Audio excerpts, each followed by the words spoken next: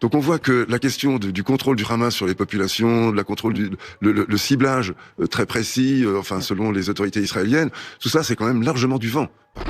Ronnie Broman démonte la propagande de l'occupation israélienne relayée par un consultant de BFM TV. L'armée d'occupation israélienne a repris ses frappes meurtrières sur la bande de Gaza depuis ce vendredi dont le bilan fait déjà état de 240 morts. Selon le général Jérôme Pellistrandi, consultant BFM TV, l'armée d'occupation israélienne prend soin de prévenir la population palestinienne de Gaza avant de larguer ses bombes, mais que le Hamas empêche selon lui la population de s'enfuir dans des zones plus sûres.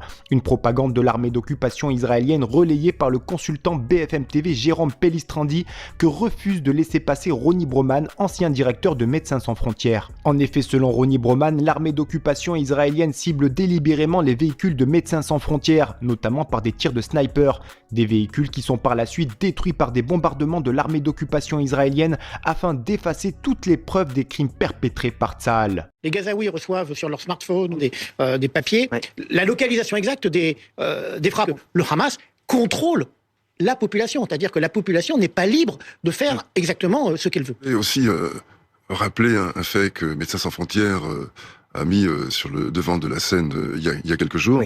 Plusieurs véhicules de Médecins sans frontières ont été attaqués, apparemment de façon totalement délibérée, selon les circonstances qu'a pu reconstituer Médecins sans frontières. Des snipers ont tiré sur un véhicule. On voit le véhicule effectivement dont vous parlez en ce moment. Dûment identifié, dont le passage avait été signalé aux autorités israéliennes, lesquelles avaient accepté le mouvement de ce véhicule. Il était signalisé, des logos étaient plaqués sur ses portes et son toit, sa plaque d'immatriculation avait été fournie, et en dépit de cela, des snipers ont tiré, et 2 jours plus tard, les véhicules qui auraient pu éventuellement servir de preuve lors d'une investigation ont été détruits par un char ou par un bulldozer, on ne sait pas exactement. En tout cas, toute matérialité a été détruite.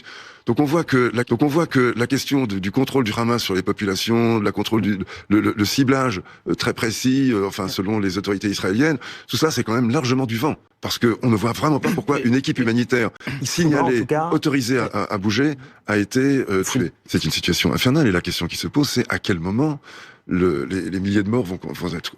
La montagne de cadavres qui est en train de devenir Gaza va être suffisamment haute pour que les Israéliens décident que cela suffit, que la punition collective a assez duré et qu'il faut passer à un autre stade, c'est-à-dire celui de la reconstruction de la décision collective. Pour cela, il faut effectivement... Et vous, pensez-vous comme Ronnie Broman que la propagande de l'armée d'occupation israélienne est relayée de façon décomplexée sur de nombreuses chaînes d'information françaises? Donnez-nous votre avis en commentaire. En attendant, rejoignez-nous, soutenez l'information Break News.